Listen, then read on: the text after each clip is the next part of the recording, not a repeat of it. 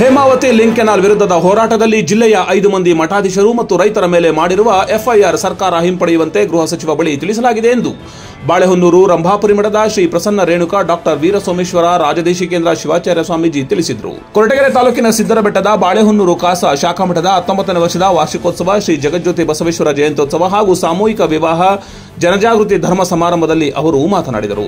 ಇದೇ ಸಂದರ್ಭದಲ್ಲಿ ಶ್ರೀ ವೀರಭದ್ರೇಶ್ವರ ಶಿವಾಚಾರ್ಯ ಸ್ವಾಮೀಜಿ, ಡಾಕ್ಟರ್ ಹನುಮಂತನಾಥ ಸ್ವಾಮೀಜಿ, ಗೃಹ ಸಚಿವರಾದ doctor G Parameshwar, B Somanna, ಶಾಸಕ ಜ್ಯೋತಿ ಗಣೇಶ್, ಶ್ರೀ ರೇಣುಕಾ ಶಿವಾಚಾರ್ಯ ಸ್ವಾಮೀಜಿ, ಕಾರದಮಠದ ವೀರಬಸವ ಸ್ವಾಮೀಜಿ, ತಂಗನಹಳ್ಳಿ ಬಸವಲಿಂಗ ಸ್ವಾಮೀಜಿ, ಮಾಜಿ ವಿಧಾನ ಪರಿಷತ್ ಸದಸ್ಯ ಗುಂಡುಮಲೆ ತಿಪ್ಪೇಸ್ವಾಮಿ, ಡಿಸಿ ಶುಭಾ ಕಲ್ಯಾಣ್, ಜಿಲ್ಲಾ ಪಂಚಾಯಿತಿ ಸಿಇಒ ಪ್ರಭು, ಎಸ್ಪಿ ಕೆವಿ ಅಶೋಕ್, ಉಪವಿಭಾಗಾಧಿಕಾರಿ ಗೋಟೂರು ಶಿವಪ್ಪ, ತಹಶೀಲ್ದಾರ್ ಮಂಜುನಾಥ್ ಸೇರಿದಂತೆ ಸಾವಿರಾರು ಭಕ್ತಾದಿಗಳು ಈ ಒಂದು ಕಾರ್ಯಕ್ರಮದಲ್ಲಿ ಭಾಗವಹಿಸಿದ್ರು. ಜೀವನದ ಶೈಲಿಯನ್ನ ಬದಲಾವಣೆ ಮಾಡೋದಕ್ಕೆ ಸಿದ್ದರಬೆಟ್ಟ ಒಂದು ದೊಡ್ಡ ಉದಾಹರಣೆ ಅಂತ ಈ ಸಂದರ್ಭದಲ್ಲಿ ಹೇಳಿ, ಆ ಭಗವಂತ ನಿಮಗೆ ನೀವೇ ದೈವ ಸ್ವರೂಪಿಗಳು, ನಿಮ್ಮನ್ನ ನಾವು ಹಾರೈಸುವ ಶಕ್ತಿ ನನಗಿಲ್ಲ ಸ್ವಾಮೀಜಿ. ಹಾಗಾಗಿ ನಿಮ್ಗೆ ಒಳ್ಳೇದಾಗ್ಲಿ. ಅನೇಕ ಮುಖಂಡರುಗಳು ಬಂದಿದ್ದೀರಾ, ಯಾರ ಹೆಸರು ಹೇಳಿಲ್ಲ ಅಂತ ಅಂದ್ಬಿಟ್ಟು ಎಲ್ಲ ಒಂದು ಕಡೆ ನಿಮ್ಮ ಮಟ್ಟಕ್ಕೆ ನೀವು ಮಾತನಾಡ್ಕೊಂಡು ನಾವೇನು ಮಾಡೋಕ್ಕಾಗೋದಿಲ್ಲ. ಅದು ಒಂದು ಸತ್ಯ, ಈ ಮಟ್ಟದಲ್ಲಿ ಯಾವುದೇ ಪುಣ್ಯ ಕ್ಷೇತ್ರಗಳಲ್ಲಿ, ಪವಿತ್ರ ಕ್ಷೇತ್ರಗಳಲ್ಲಿ ಒಂದು ನಮ್ಮ ಹುದ್ದೆಗಳು ಯಾವುದು ಕೂಡ ಶಾಶ್ವತ ಅಲ್ಲ. ನಾವು ಮಾಡುವ ದೈನಂದಿನ ಚಟುವಟಿಕೆಗಳು ಶಾಶ್ವತವಾಗಿರ್ತವೆ ಅನ್ನೋದನ್ನು ಹೇಳಿ, ಏನಿವತ್ತು ನಾವು ನಾಳೆ ಮಧುಗಿರಿಗೆ ಬರ್ತಾ ಇದ್ದೀವಿ. ವಿಕಸಿತ ರೈತ ಸಿಂಚನ ಅಂತ ಅಂದ್ಬಿಟ್ಟು ನಮ್ಮ ಬೆಳೀತಕ್ಕಂಥ ಬೆಳೆಗಳಲ್ಲಿ ಎಷ್ಟು ಮಟ್ಟಿಗೆ ಬದಲಾವಣೆ ತರಬಹುದು. 20 ಎಕರೆ 30 ಎಕರೆ ಬೆಳೀತಕ್ಕಂಥದನ್ನ ಕೇವಲ 2 ಎಕರೆ 3 ಎಕರೆಯಲ್ಲೂ ಕೂಡ ಬೆಳೆಯೋದಕ್ಕೆ ಸಾಧ್ಯತೆ ಇದೆ.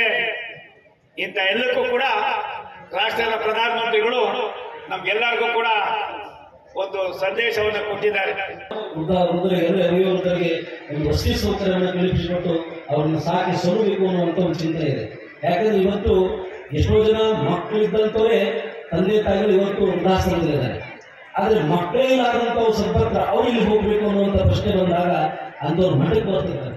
ಪ್ರತಿ ಕನಿಷ್ಠ ಒಂದು ತಿಂಗಳಿಗೆ ಒಂದು ಸಾರಿ ಆದರೂ ಯಾರಾದ್ರೂ ಒಬ್ರು ಕೂತಿ ನಮ್ಮ ಮನೆಗೆ ನೋಡ್ಕೊಳ್ಳೋರು ಯಾರಿಲ್ಲ, ಅಥವಾ ನನ್ನ ಮಕ್ಕಳು ಚೆನ್ನಾಗಿ ನೋಡ್ಕೊಳ್ತಾ ಇಲ್ಲ, ಮಠದಲ್ಲಿ ಎಲ್ಲೋ ಒಂದ್ ಕಡೆ ಜಾಗ ಕೊಡಿ, ಅನ್ನ ಊಟ ಮಾಡಿಕೊಂಡು ನಾವು ಮಠದಲ್ಲಿ ಇರ್ತೀವಿ ಅಂತ ಮಾತು ಅವ್ರು ಹೇಳಿದಾಗ ಎಲ್ಲೋ ಒಂದ್ ಕಡೆ ನೋವು ಅನಿಸುತ್ತೆ. ನಮ್ಗೆ ವ್ಯವಸ್ಥೆ ಇಲ್ಲ, ನೋಡೋಣ ಮಾಡ್ತೀವಿ ಅಂತ ಹೇಳಿರ್ತೀವಿ. ಅದಕ್ಕೆ ಎಲ್ಲ ಭಕ್ತರ ಸಹಕಾರದೊಂದಿಗೆ ಕನಿಷ್ಠ ಒಂದು 50 ರೂ ಆದ್ರೆ ನಾವು 3 ಜನ ವಯೋವೃದ್ಧರನ್ನ, ವಯಸ್ಸಾಗಿರ್ತಕ್ಕಂಥವ್ರನ್ನ ಯಾವುದೇ ರೀತಿಯ ಹಣವನ್ನು ತೆಗೆದುಕೊಳ್ಳಾದ್ರೆ ಉಚಿತವಾಗಿ ಒಂದು ವೃದ್ಧಾಶ್ರಮವನ್ನು ಮಾಡಬೇಕು ಅನ್ನುವಂಥ ಒಂದು ಚಿಂತನೆಯನ್ನ ಆ ಭಕ್ತಾದಿಗಳು ಒಪ್ಪಿಗೆ ಕೊಟ್ಟಿಗೋಸ್ಕರವಾಗಿ ಮಹಾಸ್ವಾಮಿಯವರಿಗೆ ಆಶೀರ್ವಾದ ಮಾಡಿದೆ.